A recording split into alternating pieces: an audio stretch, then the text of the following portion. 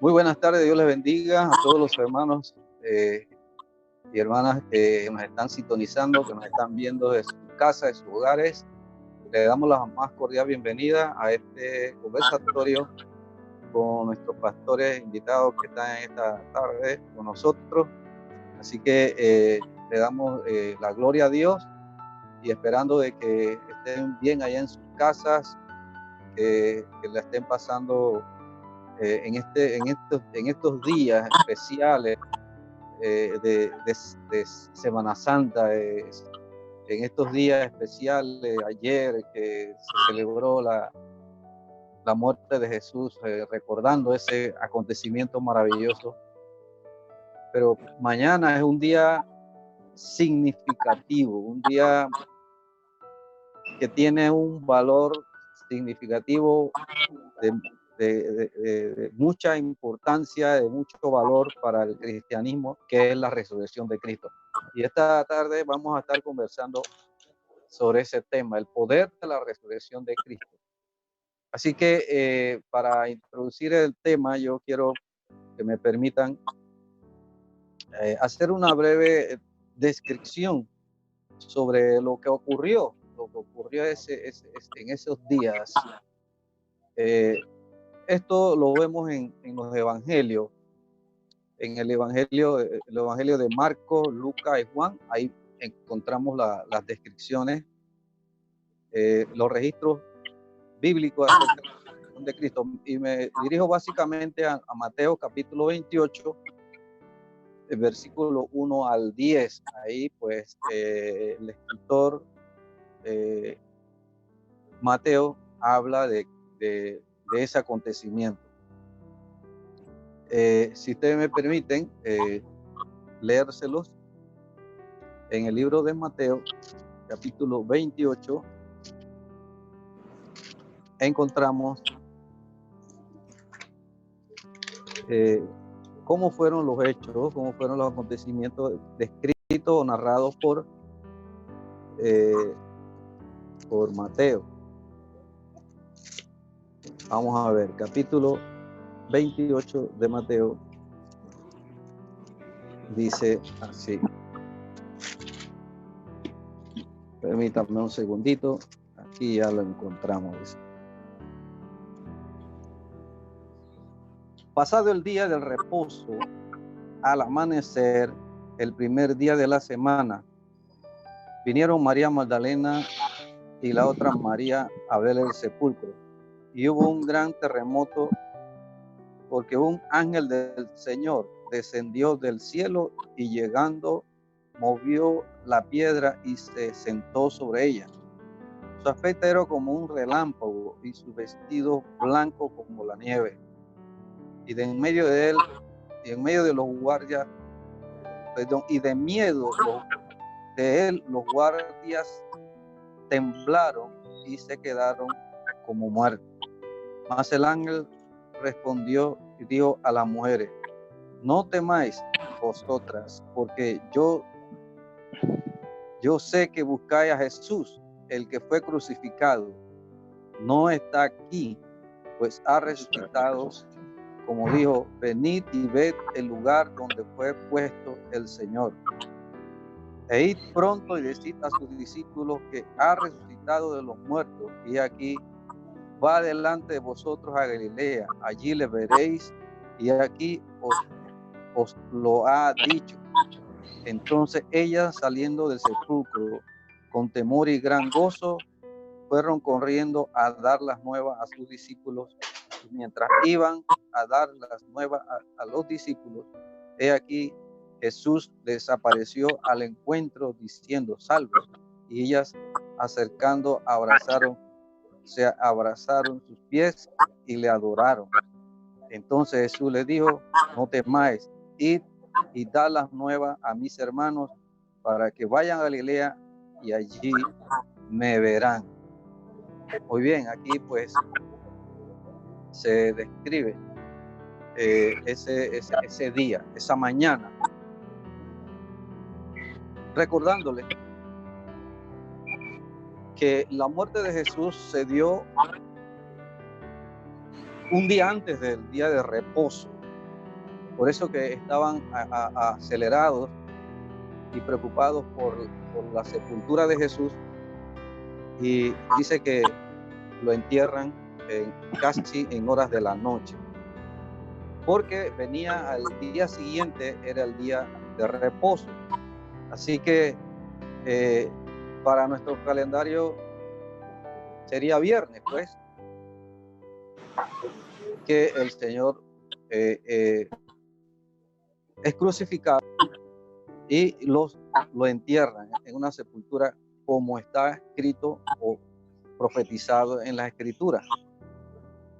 Y luego viene el día sábado, el día de reposo, ya sería el segundo día. Todos están en sus casas celebrando el día de reposo, como era la tradición judía. Pero luego viene el día después del día de reposo, o sea, el primer día de la semana. Para nuestro calendario sería domingo.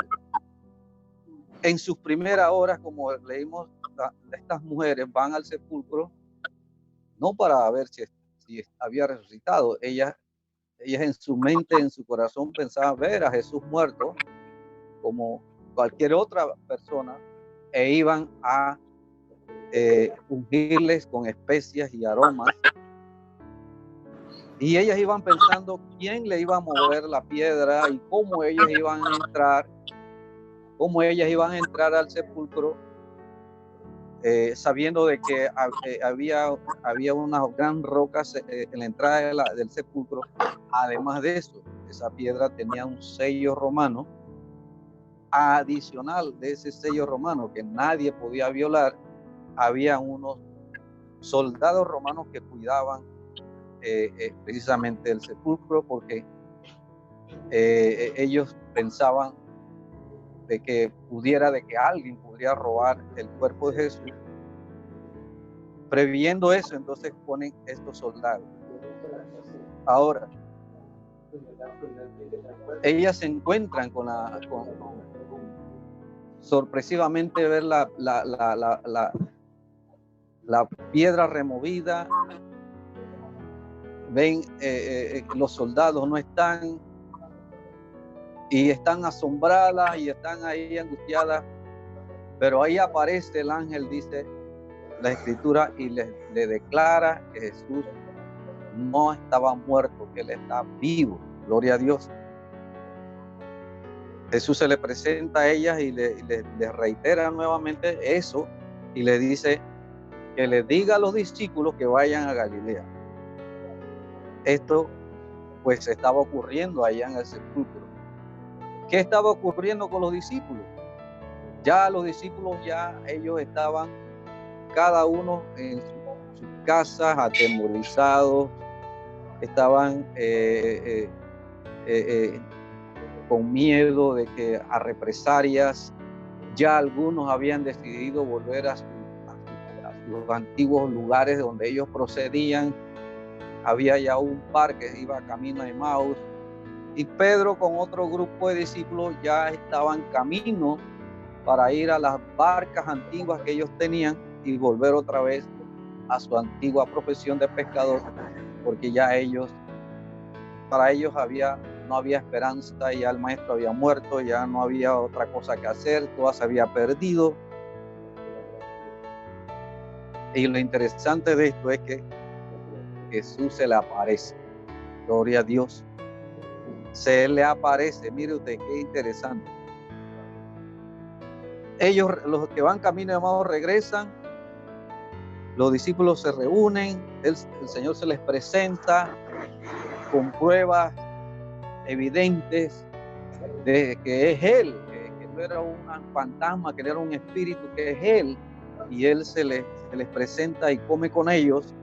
Y ellos, pues, a pesar de su incredulidad, pues no tuvieron otra alternativa de que ante la evidencia creer que era el maestro, creer que era el Señor. Y dice la escritura que el Señor se le aparece, y eso lo vemos en el libro de Hechos capítulo 1, versículo 3, Dice que el Señor se le aparece y está con los discípulos durante 40 días.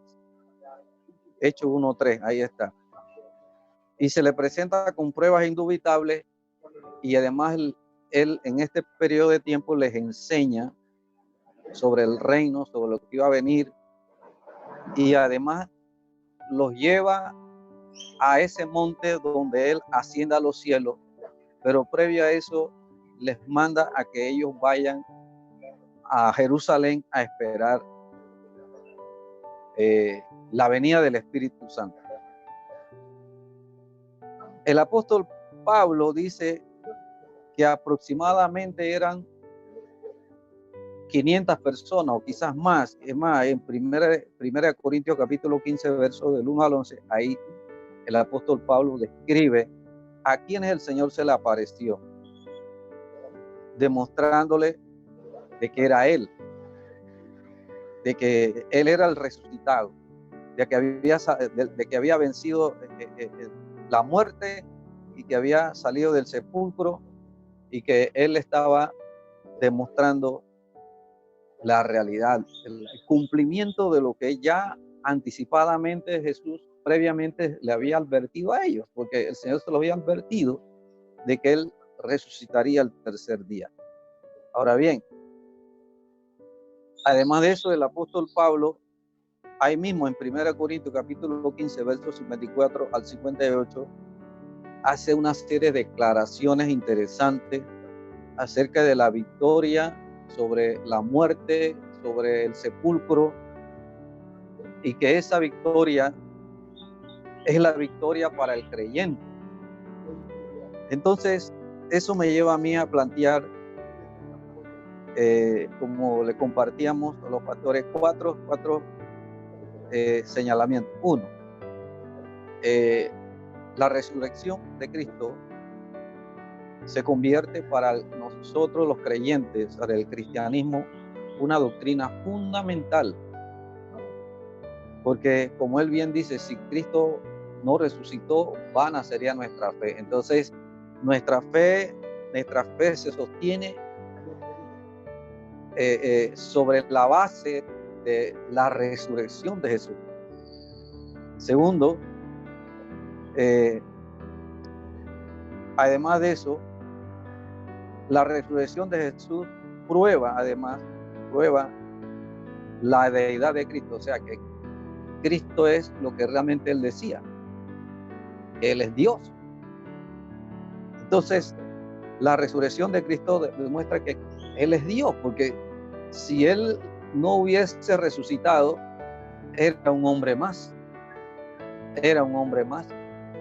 Ahora, ustedes dirán, pues, muchas otras personas resucitaron, Lázaro resucitó y otros resucitaron, pero volvieron a morir.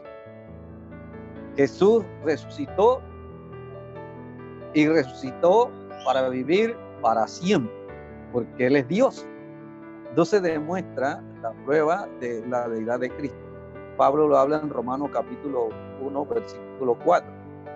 Y además de eso, la resurrección de Cristo prueba el cumplimiento de la promesa de que todo lo que Jesús dijo se cumplió. Y que así como se cumplió, se cumplirá también su segunda venida. Y en cuarto lugar, la resurrección de Cristo demuestra que hay una tumba vacía. Lo compartía con mi esposa y yo le decía, mira, para esta época en Jerusalén, allá en Israel, eso era una cosa tan tremenda, porque gentes de todo el mundo visitaban esos lugares de la Vía Crucis, todos esos lugares donde el Señor lo crucificaron, y sobre todo el lugar donde el Señor lo enterraron.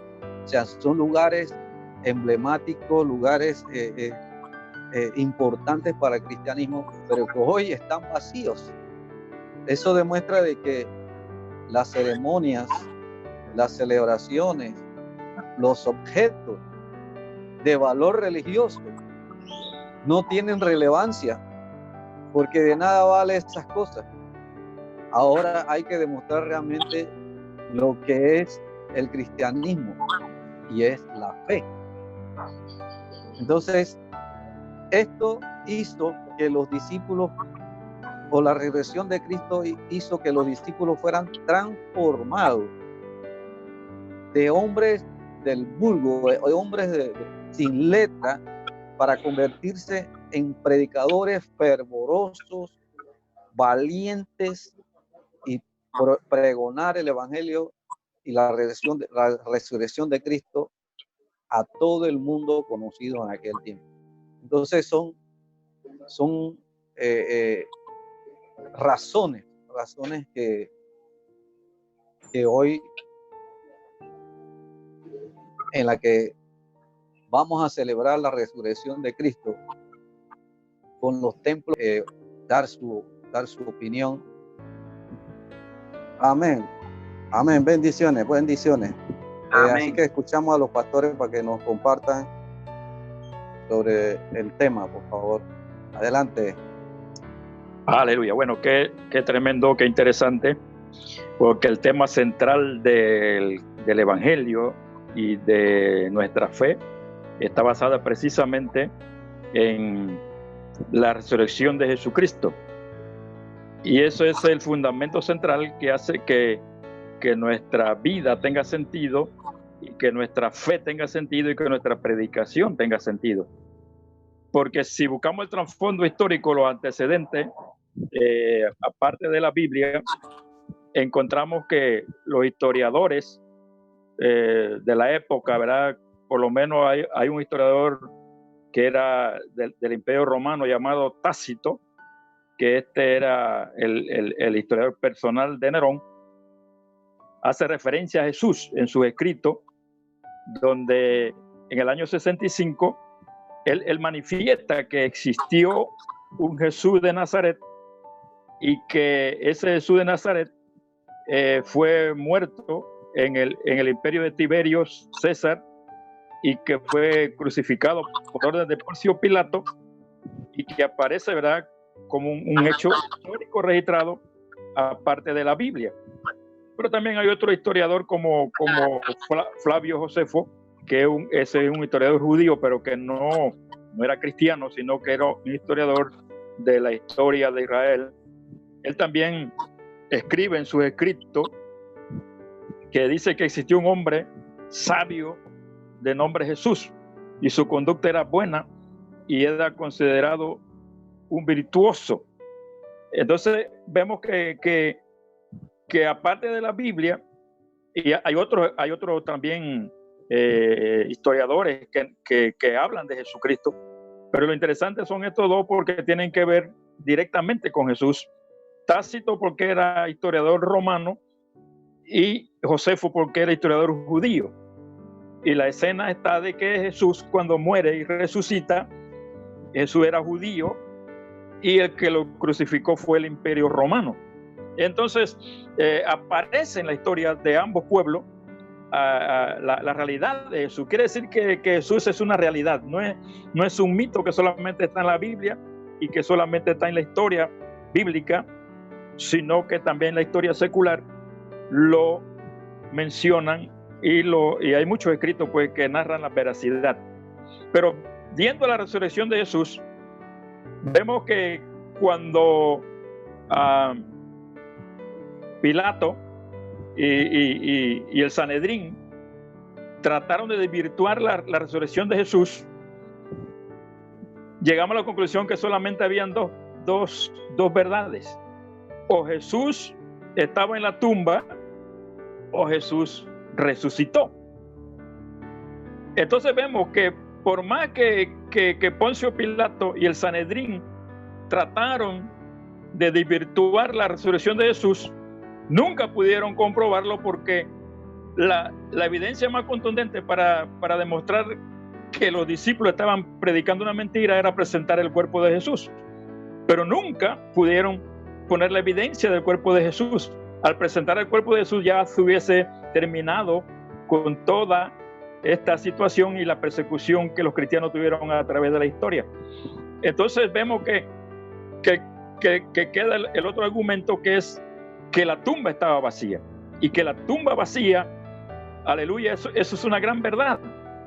Porque imagínense, cuando enterraron a Jesús en esa tumba, allí le pusieron un sello romano y allí había 12 soldados romanos también.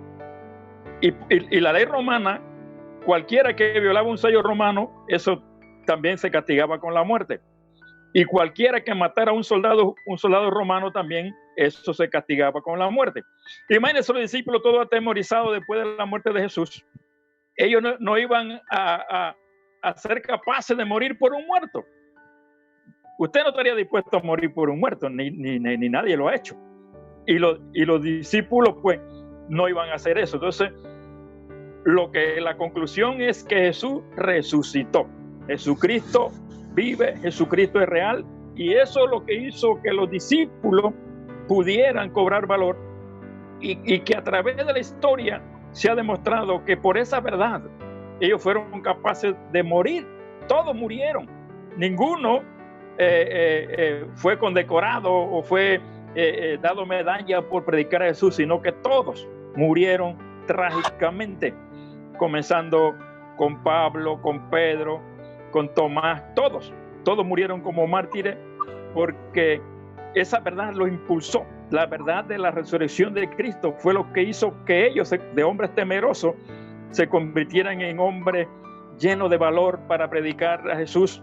Y su verdad central en todos sus sermones era muerte y resurrección de Jesucristo. Y ese ha sido el mensaje de la iglesia cristiana a través de la historia. Y todavía hoy, después de 2000 años, seguimos predicando que Jesucristo vive. Y por eso el apóstol Pablo escribe en el capítulo 15, de que dice, capítulo 15, verso 2, por lo cual, asimismo, si retenéis la palabra que os he predicado, sois salvos. Y si no creísteis, en vano. Porque primeramente os he enseñado lo que asimismo recibí, que Cristo murió por nuestros pecados conforme a las Escrituras, y que fue sepultado y que resucitó al tercer día conforme a las Escrituras. Pablo entonces comienza a presentar el argumento de la resurrección de Jesús, no solamente con la evidencia de los testigos, ¿verdad? Que ahí está la lista que él presenta más adelante, pero él mismo también es un testigo, porque él era un perseguidor de la iglesia y Jesús se le encuentra con él y lo transforma y lo convierte en el predicador más grande que ha habido, aparte de Jesucristo, a través de la historia, y nos comienza a enseñar que todo esto estaba escrito en las Escrituras y que la evidencia de la Escritura demuestran la veracidad de la resurrección de Jesucristo y que las Escrituras no fallan. Y como dice aquí el verso 4, y que fue sepultado y que resucitó al tercer día conforme a las Escrituras.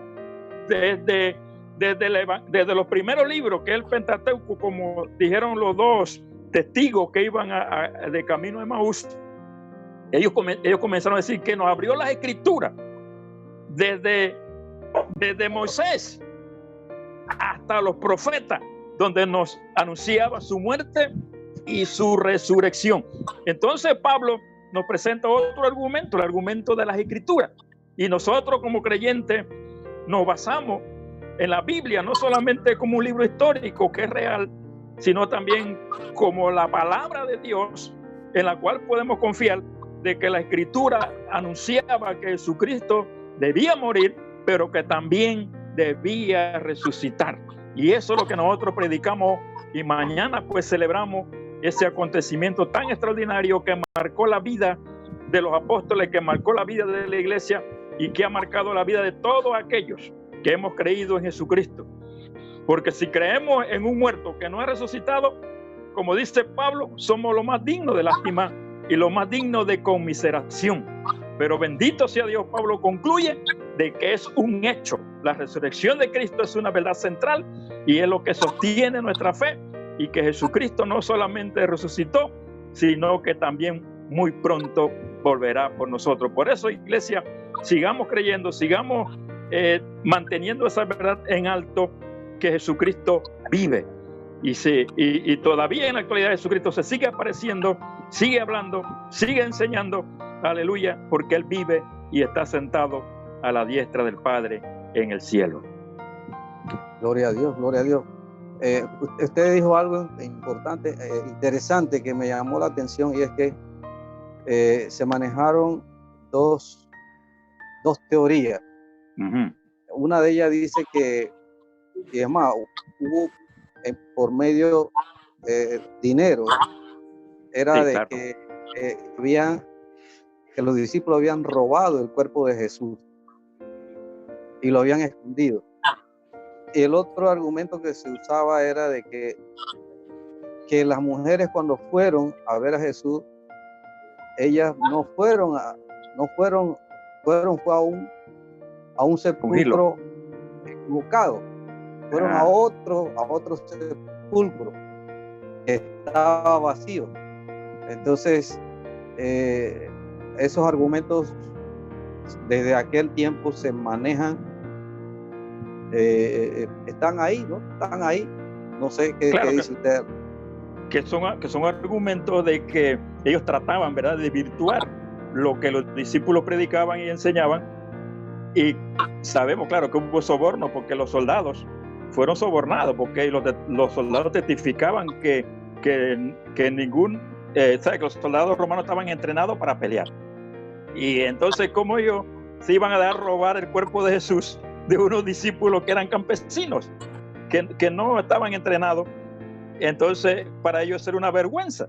Pero claro, por el soborno del Sanedrín, entonces ellos aceptaron de decir, verá, que robaron el cuerpo. Pero entonces, si yo soy el emperador y si yo soy el jefe del Sanedrín, mi evidencia es buscar el cuerpo de Jesús y presentarlo. Y ya con eso se acaba toda la discusión. Pero ellos buscaron por todas partes, persiguieron a los discípulos y nunca pudieron encontrar el cuerpo de Jesús. Claro que no lo iban a encontrar, porque Jesucristo ya no estaba en un cuerpo físico como el de nosotros, sino que estaba en un cuerpo glorificado, porque ahora había vencido la muerte. Y Jesucristo aparecía aquí, al ratito aparecía en Galilea, al ratito aparecía en el camino de Maús, al rato aparecía en la casa donde estaban los discípulos, porque ya ahora había vuelto a su naturaleza de Dios 100% en físico y espiritualmente. Y entonces todo eran argumentos que ellos estaban buscando para desvirtuar la verdad. Pero los únicos hoy en día, yo creo que mueren quizás por una verdad media, son los terroristas, que le prometieron que el paraíso es el galardón para aquellos que mueren por la causa de ellos. Pero yo creo que aparte de ellos nadie más estaría dispuesto a morir por una mentira. Pero nosotros sí no estamos dispuestos a morir por una mentira, pero sí estamos dispuestos a morir por Jesucristo, como lo hicieron los discípulos y como lo han hecho a través de la historia miles y miles de creyentes que defienden y que afirman la veracidad de la resurrección de Jesucristo. Gloria a Dios. Pastor Figueroa. Bueno, como el primer tema que tú dijiste es acerca de la doctrina de la resurrección, en realidad uno a través de la historia no se ve que se haya presentado argumentos o se haya debatido. Siempre se han levantado otras clases de lucha dentro de la iglesia, pero el de la resurrección jamás. Es algo universal, la creencia de la resurrección. Esa evidencia de creencia universal lo hace mucho más real. La base de todo nuestro evangelio es eso, la resurrección. Porque si no hay resurrección, ¿qué vamos a hacer? Somos como una planta, como nace, crece, se reproduce y muere y hasta allí. Pero al hablar de resurrección, estás hablando de que vas a volver a vivir, de que nuevamente vas a tener vida. Y es lo que Jesús también en varias ocasiones se le expresó, el que Él es el que da la vida aún después de la muerte. Y en eso se basa la resurrección, en tener vida después de la muerte. Y ningún predicador o ninguna doctrina o los hombres que han levantado religiones jamás han dicho que ellos son los que tienen el poder para resucitar. Pero Él dijo que Él mismo era la resurrección. O sea que Él es el que da vida después de la muerte, no hay otro. Él, en cada alegato, en cada palabra que dio acerca de esto, nos enseña que no solamente eso, no, en su propia vida, porque venció la muerte, la venció al resucitar. Él es el primero de tener esa gran capacidad de vencer la muerte. Gloria a Dios. Resucitar es tener el poder de vencer la muerte. La creencia nuestra está en eso que hizo Jesús, el poder sobre la muerte. Por eso dentro de los escritos está: ¿dónde está, oh muerte, tu aguijón? ¿Dónde está, sepulcro, tu victoria? Porque no pudieron detener a aquel que decía que Él era la resurrección y la vida. Entonces, lo mayor, lo más grande dentro del evangelio es la resurrección, porque es la capacidad de vencer la muerte, y eso lo hizo Jesús. Pueden haber muchas religiones, pero ninguna habló o ninguna dijo que tenía el poder de vencer la muerte. Hablaban de actos buenos, hablaban de ser una persona buena en toda su historia, pero nunca dijeron que tenían la capacidad de vencer la muerte. Él dijo: yo soy la resurrección y la vida. El que cree en mí, aunque esté muerto, vivirá. Él dijo: yo tengo autoridad sobre la muerte, yo tengo autoridad sobre la vida. Ese es el fundamento mayor de nuestra creencia. Y es lo que hablaban de Corintios 15. El apóstol dice y habla de que si no hay resurrección,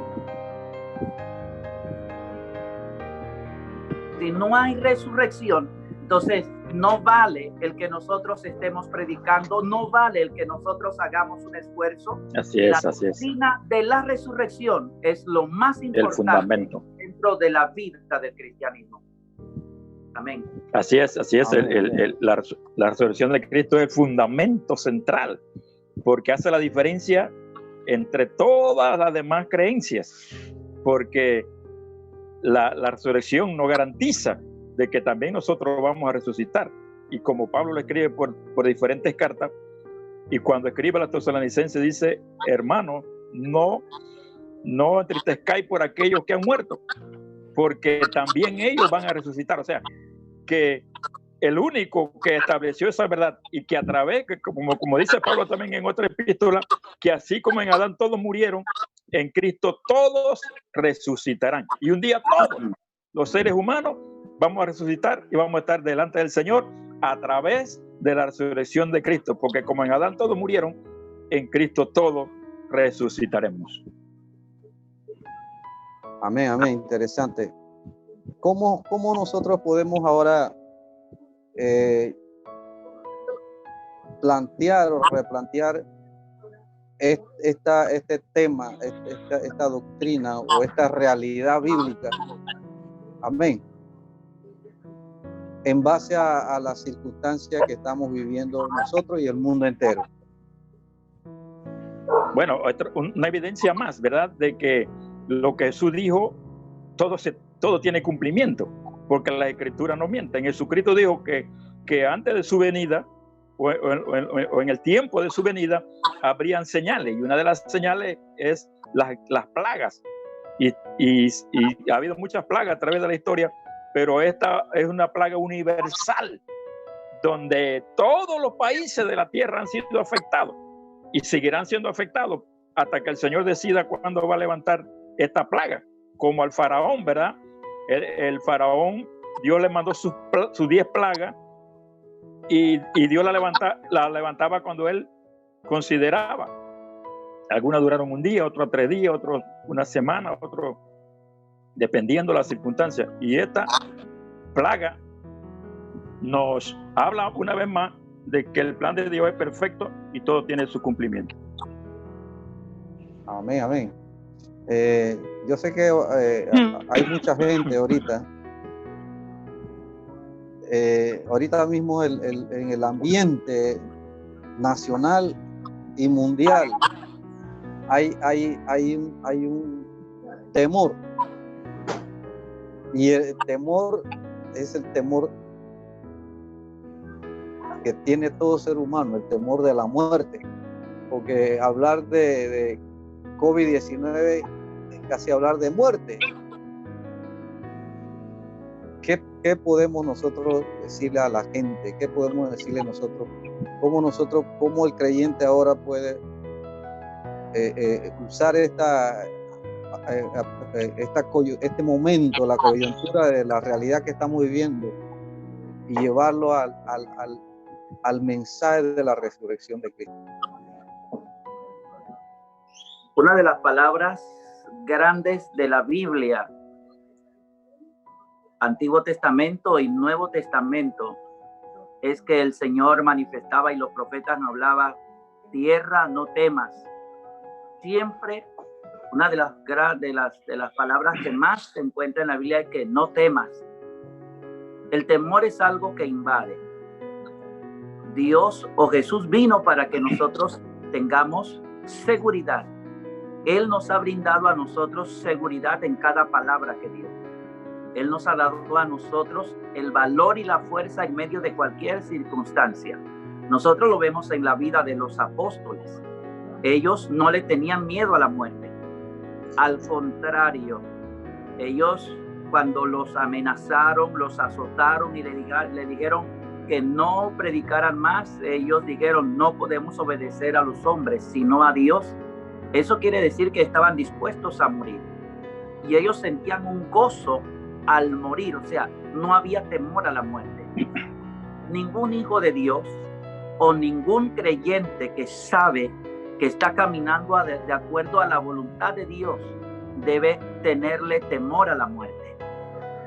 Por ser creyente, tal vez no debía decir esto, por ser creyente, eso no indica que nosotros estamos exentos de padecer eso que está ahora mismo en muchos lugares.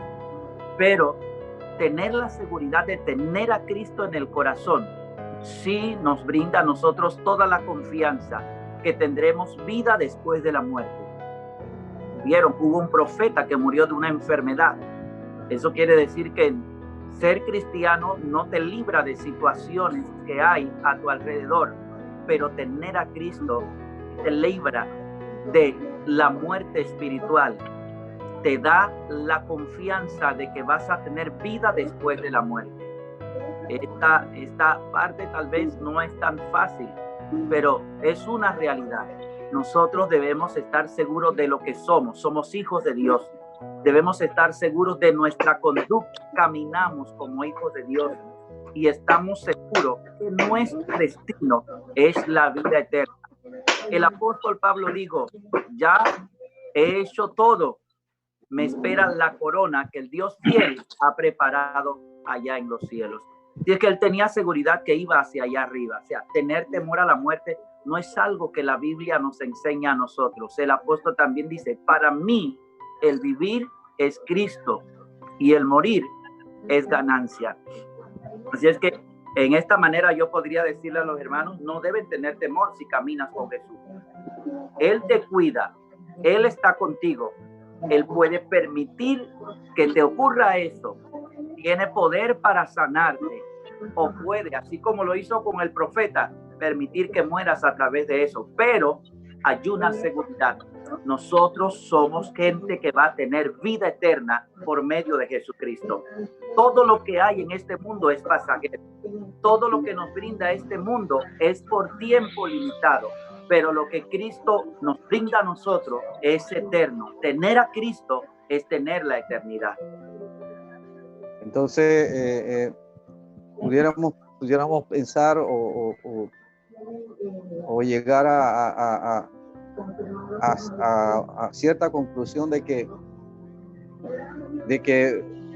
todo esto que está ocurriendo ahorita, así como los discípulos, su fe fue puesta a prueba en estos días. Amén. Para el creyente de hoy día está siendo puesta a prueba su fe. Yo sí creo que es una realidad. Yo sí lo creo. Definitivamente que esa es una de las maneras, ¿verdad? Y no solamente yo creo que este acontecimiento es para poner a prueba nuestra fe, sino es que es una advertencia a nosotros como iglesia de que el Señor tiene el control y de que las escrituras tienen que cumplirse. Así como Pablo decía que todo estaba escrito, y como el Señor mismo dijo, todo estaba escrito acerca de él. Todo lo que está aconteciendo es parte de lo que está escrito en la Biblia. Lo que pasa es que nosotros hemos descuidado esa parte también de enseñar y de profundizar en los acontecimientos finales. Y hoy más que nunca estamos viendo esto como una señal y que nos debe poner a nosotros a reflexionar de hacer una transformación en nuestra manera de vivir y aún de predicar el Evangelio de Jesucristo con más intensidad, con más esfuerzo, porque las escrituras no mienten, las escrituras no fallan. Y esto que está aconteciendo, pues ya estaba escrito en la Biblia. Y nosotros nada más tenemos que seguir con lo que está escrito en la palabra. Y la palabra nos va a dar la confianza y la seguridad de que estamos cerca ya del arrebatamiento de la iglesia. Lo que sí sabemos es que después de esto, que pase, no sabemos qué tiempo va a durar, pero después que esto pase, nosotros como pastores tenemos que prepararnos porque una avalancha de almas van a venir a los pies de Cristo y la gente va a tener hambre del Señor, porque realmente todo esto, como dice la Escritura, que los que amamos a Dios, todas las cosas Dios las convierte para bien. Así que no debemos ver esto como una derrota ni como el fin, sino que al contrario, prepararnos para lo que viene, porque lo que viene es algo glorioso. El desarrollo de nuestra fe está en la confianza que tengamos en la palabra. El salmista decía, envió su palabra y los sanó y los libró de su ruina. Utilizar la palabra en este tiempo es algo importante. Hablar la palabra. La Biblia dice, plaga no tocará tu morada. Y las cosas ocurren de acuerdo a la fe que nosotros tenemos y de acuerdo a las cosas que nosotros proclamamos. El temor nos hace hablar cosas que no son bíblicas, pero la fe nos hace hablar de cosas que son más allá de lo natural. Y si yo creo y tengo fe en Jesús, yo creo que Él ha enviado ángeles a mi alrededor para cuidarme. Pero a la vez, yo también debo ser prudente, porque la Biblia también enseña por un lugar que debemos obedecer a las autoridades. Entonces yo tengo que mirar lo que la Escritura a mí me presenta y proclamar lo que es beneficioso. En este caso yo proclamo que plaga no va a tocar morada, pero a la vez digo, hay que obedecer a las autoridades y hacer caso a lo que está ocurriendo a nuestro alrededor, lo que proclaman aquellos que están haciendo. Entonces, esta fe mía tiene dos partes. Uno, mirar lo que dice la Escritura de la obediencia a las autoridades, y a la vez la fe mía hace declarar de que Dios me cuida y de que plaga no va a tocar mi morada. Entonces va a depender de mi fe y de mi obediencia para yo salir en victoria de esta situación y saber que no fue por casualidad que atravesé el día malo, sino que lo atravesé porque confié en la palabra y obedecí los lineamientos que se me dieron. Entonces es importante que en este tiempo nosotros nos agarremos bien de la palabra y conozcamos que a través de ella es que podemos alcanzar todas las cosas que deseamos alcanzar. Esto es mantenernos sanos, saludables en medio de la situación que existe ahora mismo. Amén. Amén, bien. Ya para concluir, interesante tema.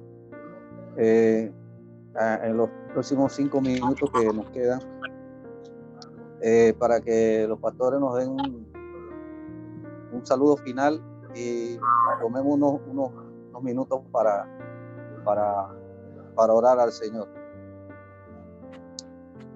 Aleluya. Bueno, qué tremendo que este es un tema inagotable y que podríamos hablar y enseñar y predicar por horas y horas y no concluiríamos. Pero lo más interesante es tener la certeza en nuestros corazones de que Jesucristo es una realidad, de que Jesucristo resucitó, es una gran verdad central que sostiene a la iglesia, que sostiene las Escrituras, y que nosotros como creyentes en Él no podemos desmayar, sino que por el contrario, debemos animarnos porque Jesucristo dijo, cuando todas estas cosas comiencen a suceder, erguíos y levantad vuestras cabezas, porque vuestra redención está cerca.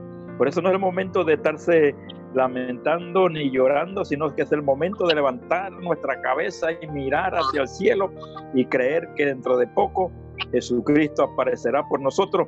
Y esto Dios nos está permitiendo para que nos preparemos. Nos ha dado 40 días para que estemos orando, para que estemos leyendo la Biblia, para que estemos consagrándonos, para que, aleluya, si se demora un poquito, nos dé la oportunidad de predicar su palabra y podamos estar listos para cuando Él venga. Por eso que nadie va a tener excusa, porque todas estas señales ya están escritas en la palabra. Así que si el creyente es sorprendido, como le ocurrió al pueblo de Israel, que lamentablemente no pudieron entender el tiempo de la visitación de Dios, que a nosotros como iglesia no nos ocurre lo mismo, porque todo lo que está ocurriendo está en las Escrituras, y todas estas son señales que nos garantizan que Jesucristo viene por nosotros. Amén, Pastor Figueroa. Amén. Un saludo a todos los hermanos y hermanas que nos están viendo en esta hora y escuchando esta palabra que se está dando. Yo quiero decirles que Dios tiene cuidado de cada uno de nosotros. La Escritura habla de que Él sabe las cosas antes de que nosotros las digamos. La Escritura dice también que Él llama a las estrellas por su nombre y hay millones de estrellas. La Escritura también dice que no cae una hebra de cabello de nuestra cabeza si Él mismo no sabe de eso. Quiere decir que Él tiene completo control en toda la situación, y esto es algo que Él está permitiendo. Alegraos y gozaos, dice la Escritura, cuando os halléis en diversas pruebas. Es una prueba grande esta, pero la verdad es que Él está con nosotros. No nos ha dejado ni nos desamparará. Así que sigamos adelante en victoria, sabiendo que Él camina a nuestro lado y Él sabe lo que está haciendo. Amén. Oramos. Padre Celestial, gracias. Aleluya, sí, Señor. Por este tiempo gracias, precioso. Padre. Fortalece Gracias, la iglesia, Señor. fortalece a tu pueblo, Aleluya, fortalece sí, a los creyentes, Señor, en esta hora, Padre, para que, Señor, al celebrar, Padre, la resurrección de Cristo, Señor, la fe de tu pueblo recobre fortaleza, fuerza, y que levantemos la bandera de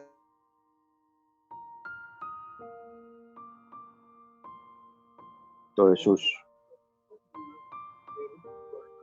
Gracias, Padre. Aleluya, gracias, Señor, en el nombre de Jesús. Amén. Aleluya, sí, Señor, gracias te damos, Padre, por tu fidelidad. Gracias, Señor, por tu misericordia. Gracias, Señor, porque tú has sido bueno, porque tú, Señor, tienes el control y que nosotros estamos bajo tu cubierta, Señor, porque tu palabra así lo dice: el que habita al abrigo del Altísimo mora bajo la sombra del Omnipotente. Si nosotros estamos bajo tu sombra, bajo tu cobertura, y tú tienes el control de todo, Señor. Te doy gracias por tu iglesia en Panamá. Gracias, Señor, por nuestro gobernante.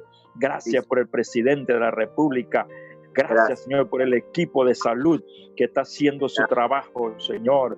Gracias, Señor, por las cosas maravillosas que están ocurriendo en nuestro país.